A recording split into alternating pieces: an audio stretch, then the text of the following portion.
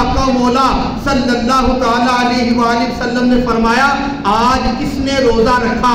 तो हजरत अबू बकर सिद्दीक ने अर्ज किया, या रसूल अल्लाह मैंने रोजा रखा।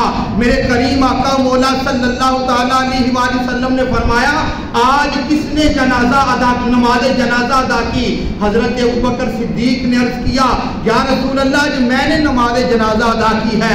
मेरे आका मौला सल्लल्लाहु तआला अलैहि वसल्लम ने फरमाया, आज किसने किसी मिस्कीन को खाना खिलाया? हजरत सिद्दीक अकबर ने अर्ज किया, या रसूल अल्लाह आज मैं मिस्कीन को खाना खिला के आया हूँ। मेरे करीम आका मौला सल्लल्लाहु तआला अलैहि वसल्लम ने फरमाया, आज किसी मरीज की अयादत, मरीज की तीमारदारी किसने की? फिर चौथी मर्तबा हाथ अबू बकर सिद्दीक ने उठाया, या रसूल अल्लाह ये भी शरफ मुझे मिला कि मैंने अभी हमारे एक भाई बीमार थे, मैं उनकी अयादत करके आया, मैं उनकी तीमारदारी करके आया।